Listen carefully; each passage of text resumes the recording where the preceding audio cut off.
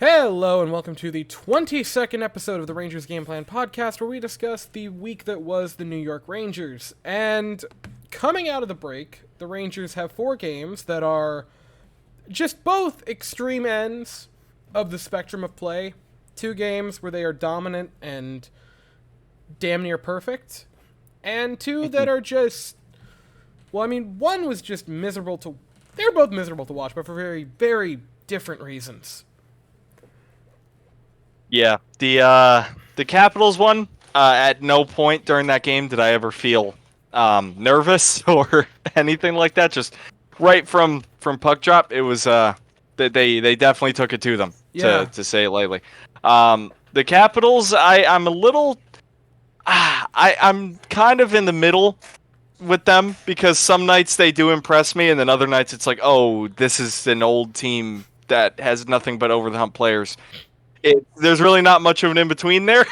Like, they either play great or they generate absolutely nothing. So Rangers won 5-1 in that one. Kind of expected that.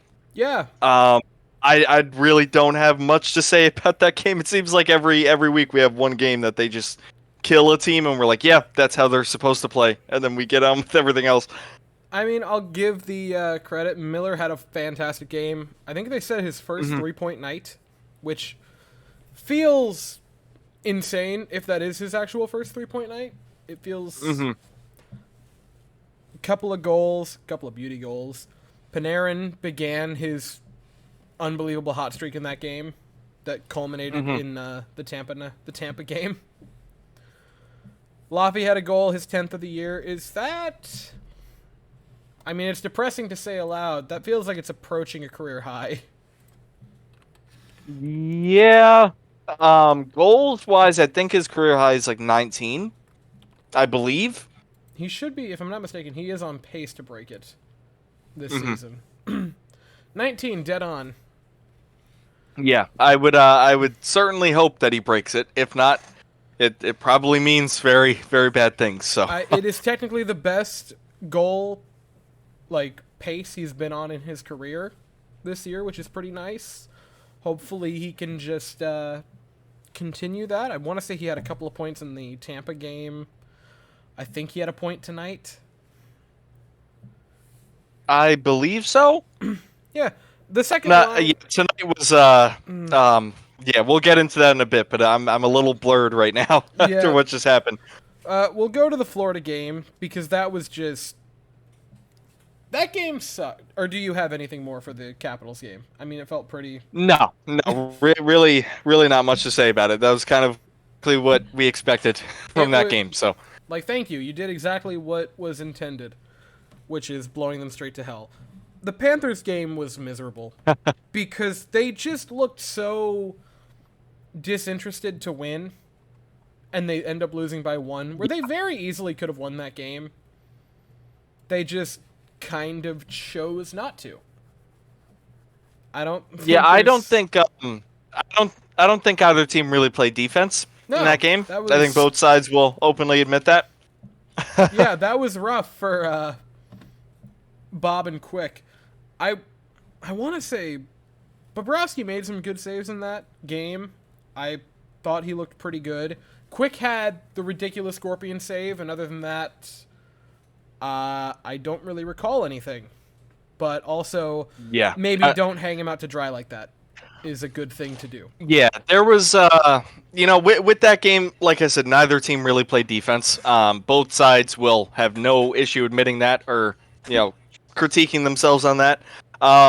In terms of Quick, obviously that was one of the best saves I've ever seen. Other than that, that game definitely sucked quite a bit, because it was very back and forth, and not to be cliche, but it definitely felt like the Rangers shot themselves in the foot a lot, not only by not playing defense, but I just thought they were overall just very, very sloppy. Yeah. Obviously, Bob played a phenomenal game in that one. I haven't really seen him play like that against the Rangers in quite some time. It's definitely been quite a while. I know he had that crazy playoff run last year and everything, but for just straight up Rangers Panthers matchups, they usually light him up pretty good. So it was a little frustrating just because I did think offensively at least they did generate a whole lot. I just didn't like the penalties all that much. You know, some of them were. There was a couple. I don't know exactly how many penalties they took in that game, but I know there was 2 that Florida actually scored on where I thought there were very weak calls. Yeah. I really not to blame the refs. That's another one where, you know, anytime I feel like the Rangers don't deserve to win, I'm not going to fully blame the refs. But you have the one where Schneider was just battling for the puck with a guy and he didn't trip him or anything and just gets called for interference. And that bothers me because it's just, I mean, he's just playing defense there. I'm not trying to sound like a biased fan, but when 2 guys are tied up in front of the net or behind the net or what have you, and one of them just so happens to fall down, it should not be an automatic penalty. And I don't know exactly what went into that call, but I mean, even on the broadcast, they were saying they didn't really see much there. It was just him. I forget exactly who it was, but the Panthers player kind of just fell on his own, and they end up scoring on that. And then you have the Lafreniere one, which was almost a major, which I would have freaked out about. Yeah.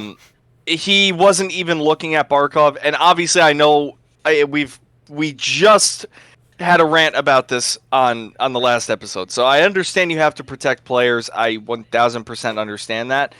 But for a penalty to go under review, and you see he is skating on one leg and basically trying to get around him, and he was looking at the puck. He was not looking at Barkov. I would have just liked it to, be relegated to no penalty whatsoever, just based on them reviewing it. If they didn't review it, and they just happened to see he elbows him in the head, I honestly understand that.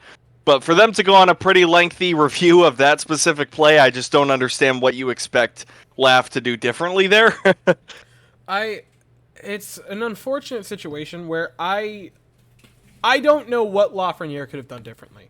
Barkov all but leaped into it. His head was low, like very low to the ground. Lafreniere was... That's the other thing. I mean, he was standing up like a board, and he just ended up catching him in the face. I also understand why there is almost a need to call that, but God, when it's that, and I know it's rich to say it, when it's that clearly not a penalty and it's just very, very unfortunate contact, if there was a shred of intent, I understand why you call that immediately, and I have no qualms with that. But when it's just that incidental and he did end up returning to the game, it's just a shame that that's how the goal... Thankfully, I don't believe a goal was scored off of that power play. I don't believe so either, but I know what... I vividly remember while watching the game, there was a huge momentum swing the other way after that happened. They might have scored, but I'm not exactly sure. I just remember it kind of all went downhill after that. So that was... Okay, I found it out. That was with like less than 10 to play. Rangers were down 1. Mika gets the shorthanded, and then Carter Verhaeghe gets such an unfortunate goal where Barclay Goodrow blocks a shot. His stick breaks while blocking the shot.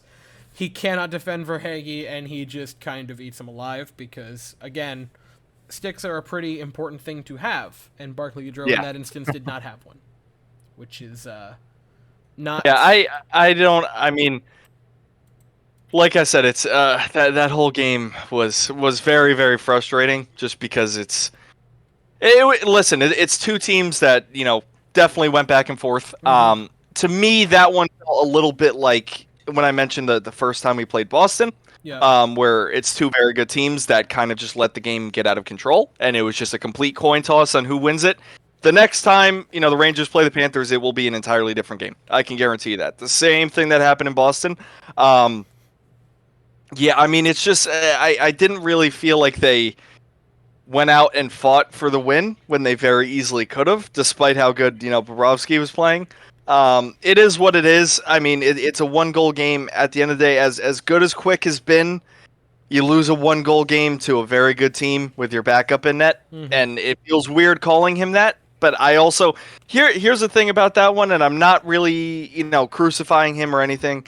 I just definitely thought there was a couple goals in that game that were very savable. Yeah. I think the one on Evan Rodriguez where he was just down in the butterfly and kind of bites on a fake shot and he goes top shelf. That, I mean, you could even see in the replay Quick was frustrated with himself for that. So I'm not exactly out of line for calling him out for that one, just because he himself knows. And the Verhaeghe one, it's tough. I know it's very easy for me to sit on the couch and watch the replay and say he should have had it. It's just, I mean, he very easily could have stuck his blocker out. Well, I mean, the thing is, he caught a piece of it with the blocker. And so it's getting a little bit more. I don't know if that makes it better or worse. Yeah. But yeah, I mean, those are just two that I feel like he has, obviously basically 10 times out of 10 this season so far. So I'm not really putting too much blame on him. He's been outstanding. He obviously, I mean, besides the Scorpion save, he did have quite a few really good saves in that one. So, it was a team loss. I'm not trying to sit here and put his head on a spike for it. It's just frustrating when it's a 1-goal game and you have, 1 or 2 that go in that usually he saves. Other than that, I mean, like I said, it was just frustrating because I don't think the Panthers really played like themselves as much, and it's just, I feel like the Rangers didn't fight it through in that game, and they end up losing it. So it is what it is. But other than that, I mean, they come out and basically curb stomp Tampa, which I don't know if you have anything else to say about the Panthers game. But I have nothing else. I have a lot to say about the Tampa game. Yeah, so that one, the very next night, they come out and just dominate them. They continue to own Vasilevsky, which is fun. That was incredible.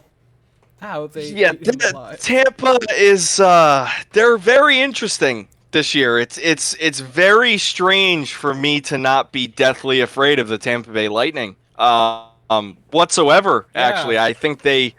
I mean, I guess they're not completely, free falling or anything, but I mean, just playing them, they looked like a completely different team than what we're used to from them. So I don't know. Obviously Panarin had the hat trick in that one. I think he had 3 goals on 4 shots, which is impressive. Yeah, he made them count. The one that really impressed me was the one, I think it was on Hedman. Yeah. Where he just completely, basically dunks on him and just snipes it past Vasi. I was like, oh my, that goal, it made me have a verbal reaction. I was like, oh my god, like that was beautiful out of him. He ate Victor Hedman alive on that goal, to the point where I was amazed at that point he didn't just skate into the room and be like, nah, tonight it's a wash for me. I have a fascinating stat for Victor Hedman, by the way, if you're ready for it. Absolutely. He was on ice for 4 goals against. Wow. I mean, I know of 2 off the top of my head. But, he definitely hasn't been too spectacular this year. He was... And you could say that about a lot of the Tampa Bay Lightning right now. Yeah, I was astonished. That was obviously the low-hanging fruit of the night, but the Rangers... Of all defensemen to go pick on, Victor Hedman is not who I'm particularly expecting. But they just... Yeah, there was one where he just straight up fell down. Yeah, I think it was on a 2-on-1 or something. Yeah, he just pinched way too hard. That was funny to watch for sure. You had that one. I think the last Panarin goal might be the funniest. For the lone reason of... Everyone in the stadium knew that Artemi Panarin was going to shoot that puck. There was never a question that Artemi Panarin was going to shoot the puck. And yet, listen, I understand that it was a power play, but how do you not just have a guy ghost him the entire time on that power play? He's sitting with 2 goals. The game is over with. And they're obviously going to go back to him. And they just can't answer it. I think the call by Joe on that might be one of my favorite calls in a game of all time. Yeah, I definitely remember. That was just simply unreal. I also, Vincent Trocheck in the game might be his best game as a Ranger. Yeah, I feel like we've said that a few times this year, which is definitely a good thing. That's a good sign. Yeah, we definitely gave him his fair share of crow before the season. So, it's huge to have him playing the way he is. And it would be entirely different if he was just kind of leeching off Panarin. Mm-hmm. That is not the case whatsoever. I mean, he's the best face-off man on the team. He plays great defense, and his offensive upside this year is definitely showing. And other than that, I mean, I just feel like there's never a night where he hasn't brought it. I feel like he might be. I'm a little hesitant to say, but I think he's the only guy you can truly say that about this year. That's not necessarily a knock on anybody specifically, but I just feel like Trocheck plays the same exact way every single night. I think he's very noticeable every single night. So, especially for him not exactly getting paid a cheap contract. Yeah. It's very nice to see he's living up to it. Yeah. But other than that, I mean, I'm just thoroughly impressed with how they took it to Tampa on Saturday. And I guess this is kind of going to bring us into whatever tonight was. I feel like this year, and it was a trend last year, but when the Rangers lose games, it just seems like they completely get away from what has given them this hot start. And they completely dominate Washington, who I don't know how much credit you're willing to give them, just because they should dominate a team like that. But Tampa, I don't care what their record says, that's definitely a team that you want to bring it against, especially because I would not be surprised if they go on a hot streak. And I still fully expect them to make the playoffs, and they still are a scary team once it hits playoff time, just based on their resume. It's just, I mean, this is something we talked about with Boston as well. It seems like Tampa and Boston were the two teams that at times it looked like we did not belong on the same ice as them. Even the year where we did go to the conference finals, obviously you won 2 games against them there. You swept them in the regular season, but I think it's, in the regular season, it was kind of, I remember a lot of those games feeling like we should have lost them, and it was just Igor Shesterkin being, a robot. So it's a lot different when you beat them 5-1 and you have, guys from Tampa slamming their sticks on the ice and they're getting frustrated. Yeah. I haven't really seen them do that to Tampa yet, other than Saturday. So they continue to make improvements in that sense, and it's the same thing with Boston. Like for quite some time, that was just a team you'd wake up on game day against them, and it was just, oh my god, you kind of expected very bad things to happen. It's definitely changing. So it's reaching a point where you aren't having to change your game plan or spend the entire week leading up to it game planning for that team or for that player. The Rangers, and especially with Boston, they've had pretty good success against Tampa as of late. The year they made the run to the conference final, it was a 4-3 win in the shootout against Tampa. Then they beat them in Madison, I want to say like 3-1 or 4-1. It was a very convincing win.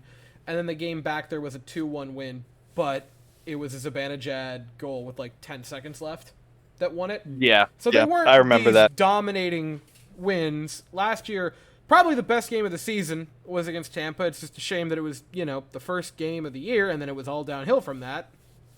And the effort from that game kind of just never showed up again, but that's not the point that we're going to go on here. Yeah. You have teams like Tampa who have been and Boston, they've been the eternal boogeyman of a lot of teams, but the Rangers being one of those teams that wants to take that next step and be a legitimate contender in the Eastern Conference and not just a luck their way into a conference final appearance.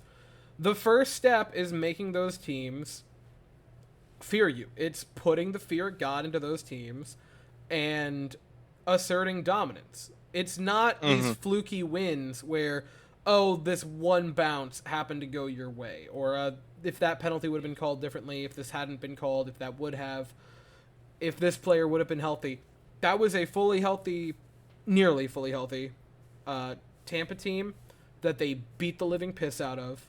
And both games against Boston, Boston's been good, Boston's been healthy. And the first game was embarrassing for them. The second game, you found a way to win it. It was not as convincing as the first one, obviously, but you are taking it to these teams. And even in the losses, like the loss against Florida, I want to say they're near the top of, they are only a couple points behind Boston in the Atlantic. You left so much to be improved, so much left to be desired in that game against Florida, and you lost it by 1 on a fluky goal where your player defending the guy who scored didn't have a stick. Yeah. And you're able, again, I understand that the joke is, oh, ha, ha, ha, Toronto is Toronto. They are a good team. They are still very much in line to make the playoffs. They're tied with Tampa in points, and they have 4 games on hand, so they are very comfortably in third place in the Atlantic. Yeah. And yeah, they were able to beat you pretty badly, and you responded by salting their earth in their house. This team has turned a corner, and it is nice to see that. And that leads us into tonight. Yeah. It's I don't know where to kind of tackle this. We were all expecting a much closer game. I just feel like they did not show up to the rink at all tonight. I know that's very cliche to say, but considering you've definitely shown you can beat this team before, it has nothing to do with any major fall off or anything like that. It is a matter of you did not match their compete level whatsoever tonight. So that was one of, I think that can comfortably sit along Nashville as the worst losses on the year, where they just looked like they had other places to be. That was unbelievable to watch in real time. And listen, I think that the refs very poorly officiated this game. I also kind of don't care. Yeah. Both can be true. There were a lot of bad calls. I think those calls prevented the Rangers from crawling back into it, especially in the third period. But maybe play from the opening face-off and don't be down 3-1 entering the third period where you're needing calls to go your way to crawl back into a game. That was, and it pains me because I think the Tampa game was probably the best Shesterkin start of the year. Oh my God. I love him, and I know that he is going to rebound because he just rebounded and he just went on that unbelievable hot streak where for 5 games he was averaging like a goal and a half against per game. That was bad. That was a really bad game by Shesterkin. That was the first, and I understand that recency bias is going to play a hard factor when I say this. That was one of the first games where I've watched Shesterkin and I've been like, stop touching the goddamn puck. You were a goaltender, sit in your little blue paint, and stop trying to be McDavid. I mean, that was... He usually he's one of the best goalies in the league at playing the puck, right? So, and I think he's shown time and time again that nobody is harder on him than himself. So I mean, he definitely knows it.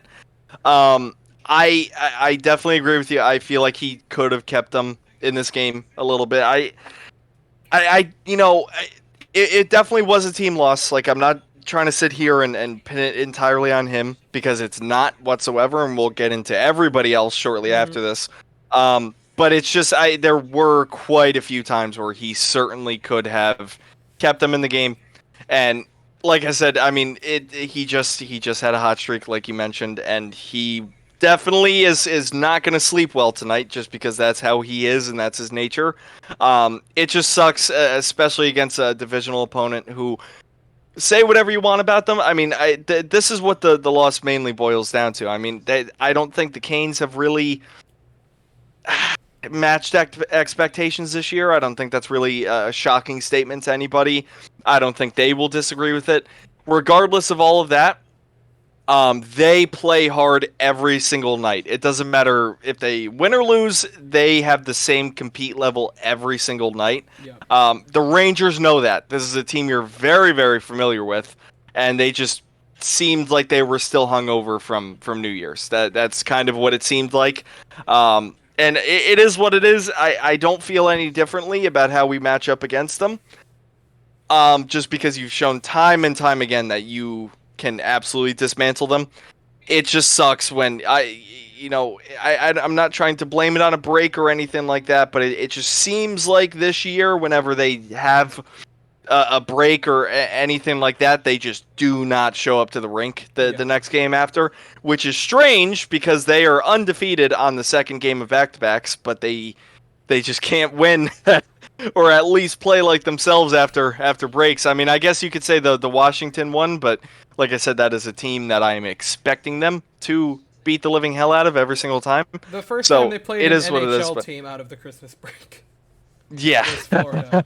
And that game was... And that was the weirdest part, was they looked so much healthier and fresh in the Tampa game than the Florida game. Like, if you showed me those two games with no other context and said one of these was the first night of a back-to-back, one of them was the second, every single time I'm saying, oh, clearly the Florida game was the second night of the back-to-back. And it just... Yeah. It's a matter of they can get a little high on themselves, and it hasn't really shown until this point where they can kill a team and come into another game. And the problem is usually the second game is against a pretty solid opponent. Now, obviously, it's not just simply a factor of, oh, well, then they beat up on the bad opponents and then lose to the good teams, because the team in between those bad, or the bad games, was beating the three-time Stanley Cup appearance, three-time Eastern Conference champion, and back-to-back Cup winners. Mm-hmm. So clearly, it's not just a matter of beating up on bad opponents. It's they can get really high and come in kind of asleep. And this was the result. They were able to kind of dog it, but keep it close against Florida. Carolina is far more opportunistic, clearly, and they were not going to let the Rangers get away with those mistakes. Also to the point where, and this is a position the Rangers haven't been in a long time, the Hurricanes looked at this game against the Rangers, and this was their, we need to win this game to make a point and to show that we aren't a joke and that we are alive and are going to threaten teams. Whereas the Rangers, they already had a win in their pocket against Carolina. They have a 5-point lead with 2 games on hand against them. They were able to sleep at the wheel, and obviously you want to win every game you play, especially against divisional opponents. The Rangers had far less reason to want to win this game and want to salt the earth in this game than Carolina did. Yeah, for sure. And I also think, I mean, obviously the final score is 6-1. Not that it didn't feel like that, but I will say I don't think the Rangers really battled and pushed through the rest of the game. So, the score is what it is, but I just don't think they really gave it any significant amount of effort after, I want to say, it became 3-1. So as soon as the Schneider-Igor goal was allowed, with that awful communication, everyone just kind of said, oh, okay, well, we play Friday, I think, so we'll win that one. It was... God... Like, the third period was one of the worst periods of the season for the Rangers. I don't think... I mean, you let a combination of Brady Shea, Brendan Lemieux, and Michael Bunting combine for the final goal that... Oh, my God. Saying it out loud is so much worse than just reading that on the score sheet. Yeah, that's not names that I would like to record a point against the Rangers, so... All in the same goal, nonetheless. Yeah, for sure. I mean, like I said, it's the final score is what it is. I just don't. I think like you said, at a certain point, They just completely wanted to go home. And not that that's a good thing, not that I'm trying to excuse it, not that that's acceptable, but I don't think the Rangers got completely run out of the building like they have in some other games. I think they still had some good chances. The one thing I will say, and we know just about everything about Carolina at this point. That's a team that's very good at getting pucks out of their own end. Yep. And especially with how sloppy the Rangers were in their own or in the offensive zone, that's just something that can't happen against the Canes. I mean, you have to make very simple plays, very crisp passes. They will eat you alive if you don't. And the Rangers definitely did not do that whatsoever. We've seen that time and time again. When you fall into the way the Canes want you to play, they will destroy you every single time. Yeah. So I mean, they've done that to many other teams too. So yeah, I don't think there was a worse possible game to come before this game against the Canes, because in that Tampa game, every single player was able to stick handle and dangle the lightning out of their jocks, and then to come into a game against Carolina that is not going to let you do that. They came in with that same kind of vibe, and they were very quickly shut down. And you say it was 6-1, and it definitely felt like the Rangers deserved to get beat like that. This very easily could have been 3-2 Rangers out of the second period. Yeah. And again, because the Schneider-Shesterkin goal, which was a nightmare, and I just want to touch on that briefly. I understand that Igor playing the puck messed up Schneider a little bit. My rebuttal to that is, if you're not going to play the puck and you're going to let the goaltender play the puck, that's fine. Please then go cover a person instead of just existing on the ice like a public skate. Would be kind of nice. And again, it was a 6-1 loss. The Rangers never looked like they were interested in playing. The officiating was horrid in the first period of this game. Yeah. There was the blatant, could have been a double call against Mika. Could have very easily been a double call where it's just so blatantly holding, and then they high stick him because he was lowered to the ice from the hold, and neither of them get called. There was, I forget when it happened in this game, where Blake Wheeler gets cross-checked into the goalie, and then following that touches a Kane skate and gets called for it. Again, this is not a matter of, the refs lost us the game. I would have just simply enjoyed to see what the game could have looked like if through the first two periods everything was called or nothing was called. It would have been very fascinating to see what happens in that game. But this was still a game where the Rangers are going to have to give themselves a hard look in the mirror, because this is a divisional opponent, and it is very likely that you are going to see them again come postseason time. They're probably... I'm not moved by the Caps at all. It's probably going to come down to the Canes and Flyers, which is weird to say aloud, by the way. I'm still not used to that. I don't understand how the Flyers are a good team.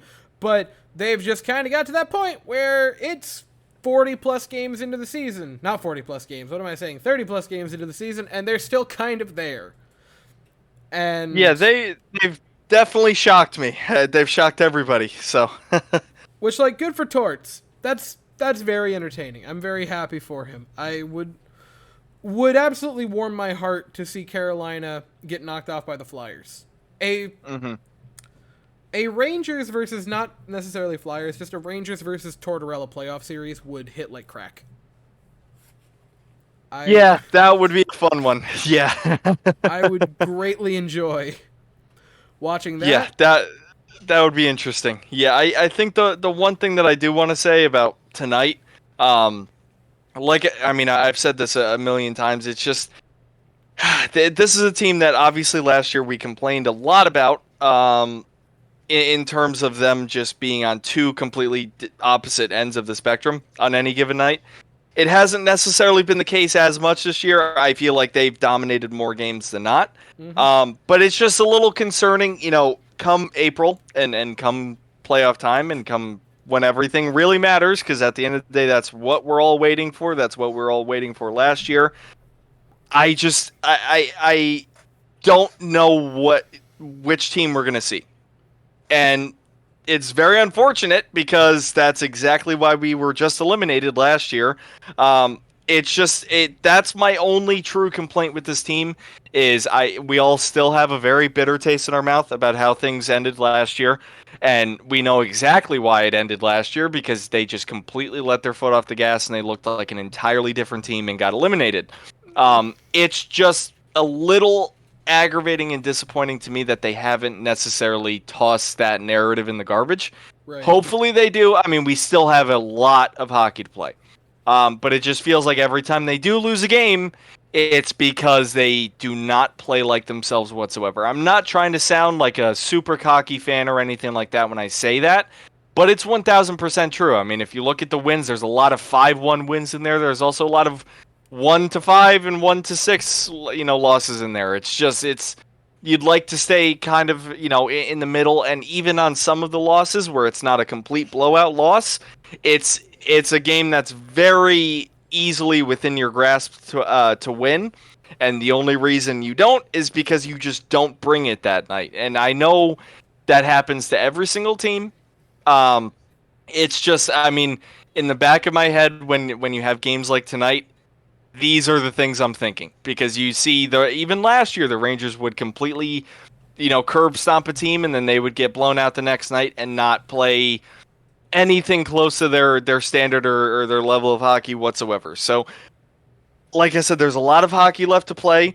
It definitely worries me at least a little bit. Like if they lost this game 3-2 and everything, it would be an entirely different conversation. There's just been a few too many losses this year where I do feel that way, where it's like, wow, they just did not want to be there tonight. And that's something that was an issue last year and the year before, so we'll see. But it's definitely been a problem. And to this point, Laviolette has done a pretty good job at when they have those awful losses where it's apparent they had anywhere else in the world they'd rather be, that they can respond and have a good game. But now you're reaching that point. It is still early. There's still a lot of games left. You're nearing that halfway mark of the season. And those games, I understand you can respond well to them. They've got to become even more sparse at this point. That needs to be a once-a-month thing from here on out, where they're just showing up completely unengaged, completely in a different arena when the puck drops. And Laviolette has proven me wrong many a time to this point, but it's really gotta sharpen up here, because you are starting to get to that point where the first 30 games are just see what every team has. You're there now. You are one of the top teams in the entire league. You are second in the NHL to only Boston. And Winnipeg is in third. Okay. I thought it was Vancouver. No. Oh, Jesus. Okay. Learning that in real time. Oh yeah, Vancouver's there, but I will say about now that you just brought Winnipeg up, that is a team that I don't think you can ever say didn't have the potential to do that. They just never really got close to that at all. It's just a little surprising that they're actually kind of playing the way that you'd expect them to somewhat. What is Connor Hellebuck doing? Now, this is very random. I think Vancouver, I still think they're a good team. But if you look at their shooting percentage, it is utterly unsustainable. So, not that they're a bad team. They definitely have some high-end talent on that team. But, I mean, I don't know exactly what the numbers are.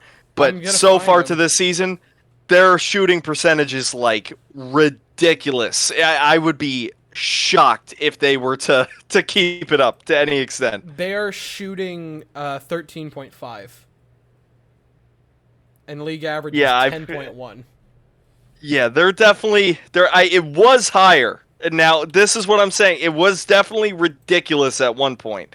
So, it's starting to fall off a little bit, but that's what I'm saying. Like, I think it was at like 18 or 19 at one point. Jeez. And like decently, I think it was like a little over 20 games that they were at that. So it's starting to fall off a little bit. It's just everybody's like giving them all these flowers, and it's like you guys are not going to do that the rest of the season. The Rangers, for reference, is only 11.2. Like that is. Yeah, and it feels like it would be way higher some of these games. Yeah, I mean they're in for what? I'm sorry. I need a moment to gather myself upon realizing this, because I was leading into a point with them, but that's just. Anyway, they play Vancouver here coming up. Oh wow! Yay, old Rangers. Yeah, they need to have those games start to disappear, because you are reaching that point of the season where you're thinking about the playoff seeding. You're thinking about who you're going to face off against.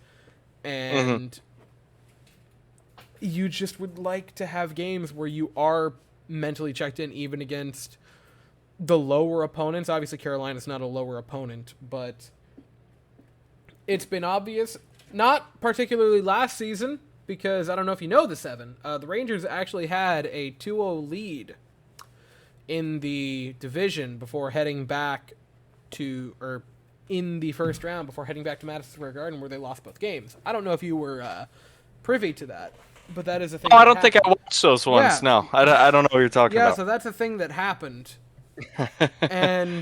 But in the run to the conference final, the Rangers were damn near unstoppable at home, and it would be very ideal if you could end up with home ice through at least the first 2 rounds, possibly if it's anyone but Boston, very likely through the first 3 rounds.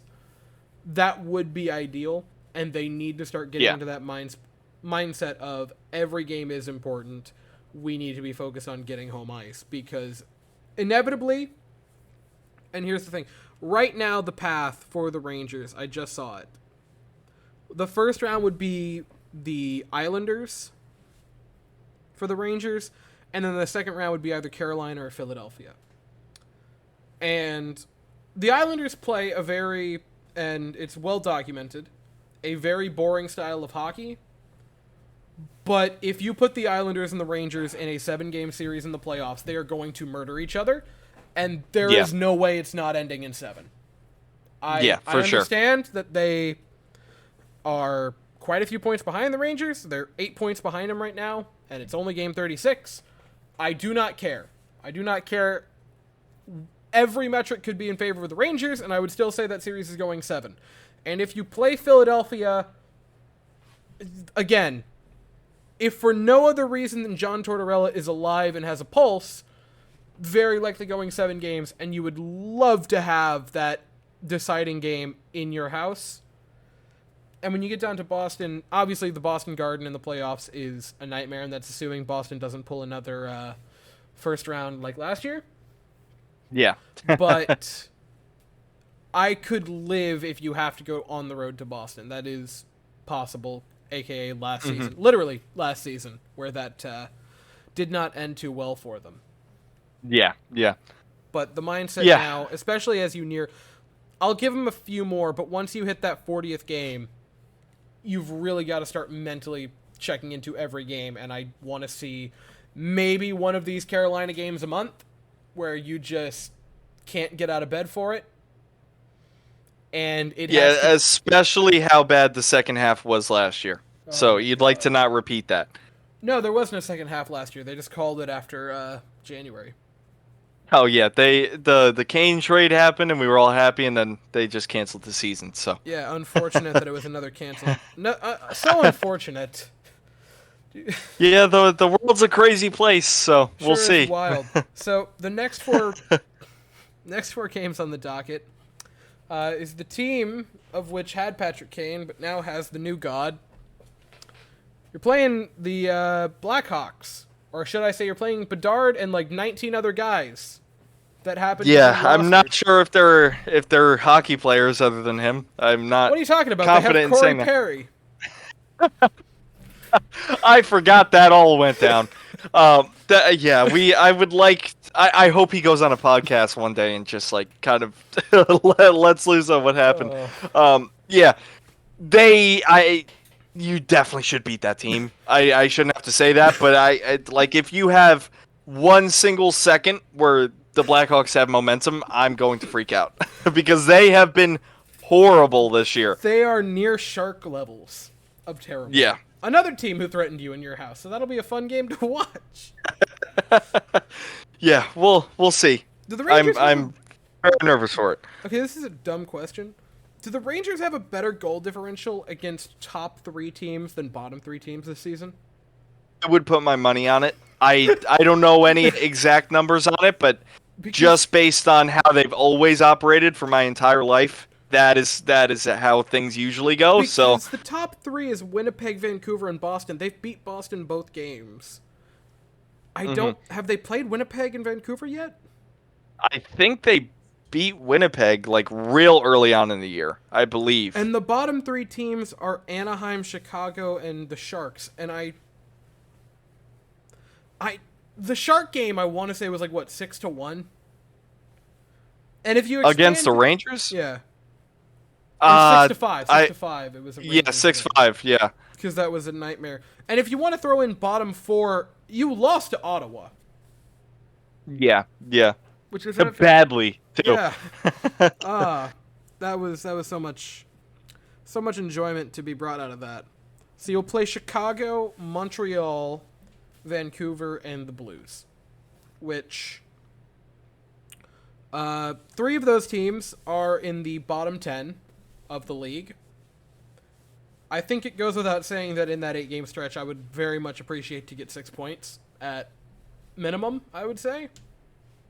I would definitely like to beat the Blues handedly too. I mean, they're really not they really have not been too threatening or impressive of a team so far. Obviously they're much better than the other 3 on the schedule, but this is an opportunity to really extend your lead in the standings, and especially after whatever tonight was, I'm fully expecting to win all 4. Mm-hmm. I mean, worst case, if you do end up losing to the Blues, it's not the end of the world, but it's just, this is... The one thing is, especially when you're trying to protect a division lead, you have to kind of get fat in the standings off of the bad teams, and there's really no better opportunity, especially with all of these games being back-to-back-to-back. It's not like we have, Boston right in the middle of it or anything. You're playing 4 teams that you should beat very easily, and after that you have Washington, that you shouldn't lose to ever again. So before I get into the little back-to-back, which I'll briefly discuss there, the Blues game, who do you think would have a better shot at fighting Jordan Binnington of Igor Shesterkin and Jonathan Quick? Absolutely Igor, because I think if provided, I honestly, truly believe with all my heart that Igor Shesterkin is looking... Like, I don't think he wants anything more than a goalie fight. Like, obviously the Stanley Cup is one thing, but I think, like, in his mind, he wants a goalie fight so bad. I think... Because we've seen many times, like, he's a complete madman when he wants to be. Mm-hmm. And I think, if provided the opportunity, he would love that. Now, my question for you. What has to happen in that game? I think, like, just a complete line brawl, and being how Binnington is, if he starts to skate out, that's all it takes. That is, neither one of them are just going to do it for fun, but if there is, for some reason, like a huge line brawl or something, both of those goalies, I think, are itching for something like that, so... Because we were, as a community... We were robbed of Binnington versus Fleury last season. And it is an event that I have not forgiven the officials for yet, because, I mean, Jesus, how do you take that from me, if I'm being honest with you? And watching Shesterkin skate over, because I enjoy watching Jordan Binnington. He is one of the most entertaining human beings in the NHL. There is nothing that would please me more this season, aside from a Stanley Cup, than Igor Shesterkin beating Jordan Bennington into the dirt. That would be be an all-time highlight. So, and it's unnoteworthy because we're probably going to discuss this and whine about it in the game or in the next episode. The Washington is a back-to-back that's a home and home. You're playing at 1 p.m. in Washington and then 1 p.m. in Madison Square Garden. Why? Why are we like this? Why are we like this as a sport? I don't know. It's just like every month when I look through the schedule, I'm like, why would they do that? Why do you Not that home and homes are a foreign concept, but it's just like there's no reason for it. Like they're just doing it just because they feel like it. You have an extra day on the other side of it. You play there's no need. Yeah. And yet here we are, where you're gonna have a back-to-back with travel against the same team. Please win both games by like 8 goals. Yeah. I'm hoping that ends up like it last year against Pittsburgh, where they just played them like 1 million times in a week and just won all of them. So. The good old days. Yeah, other than that, the one thing that we haven't mentioned yet, just like a little bit of housekeeping, so to speak, injury updates and whatnot. Filip Chytil is going back to the Czech Republic for, to kind of, they're saying to speed up his rehab. I wouldn't necessarily call it that. I think he's probably done for the regular season. I would obviously prefer if he's not. However, I especially when you're talking about an injury as severe as it is, and especially he's had 4 or maybe 5 concussions in his career, where they are in the standings, just let him, sit at home and kind of see how he feels come playoff time. Especially, this is the other thing too. I couldn't think of a city that's worse to recover from a concussion from than New York City. I mean, I'd assume he probably can't go out. Obviously, he's from the other side of the planet. It's not like he's probably feeling very homesick and all that stuff, along with trying to deal with this 4th or 5th concussion that he's dealing with in a loud, bright city. So I think that has a major part to play in this. I don't think it's necessarily a setback or anything like that. I just think being that he probably can't leave his apartment or whatever his situation is, and he's in a loud city, probably can't sleep very well. I think that is a major thing is, in terms of all this. And I guess, I mean, like I said, it's, kind of just see how he feels come playoff time.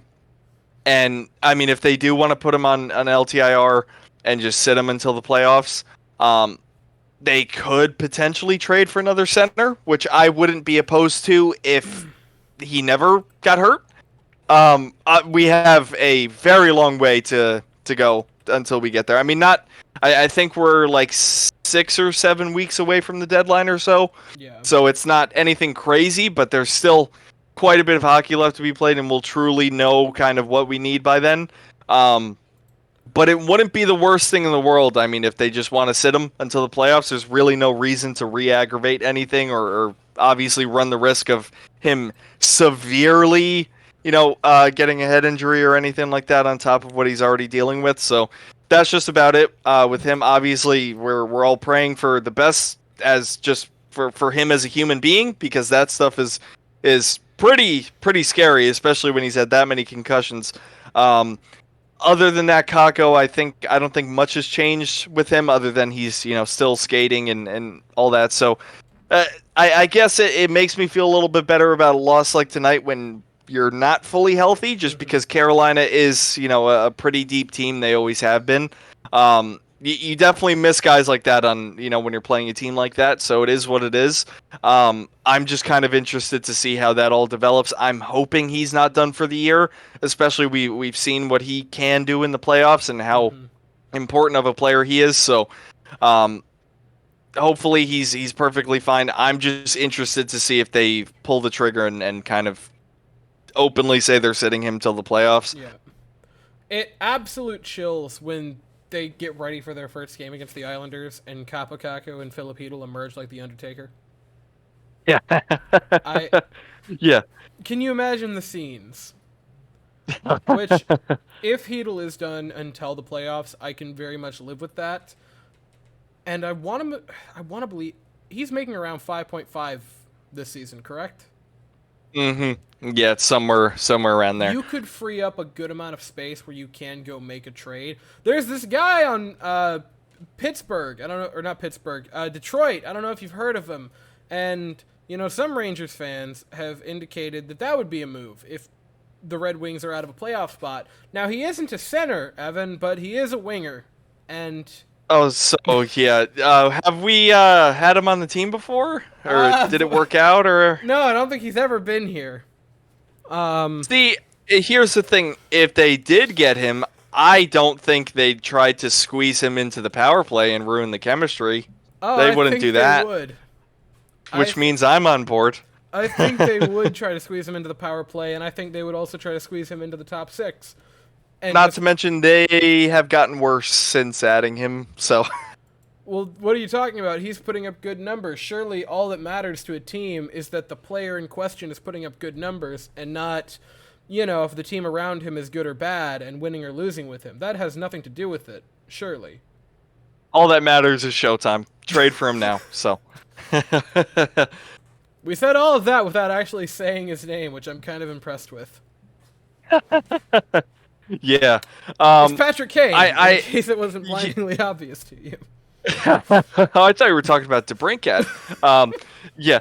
It's like I said, we have a long ways to go until the trade deadline.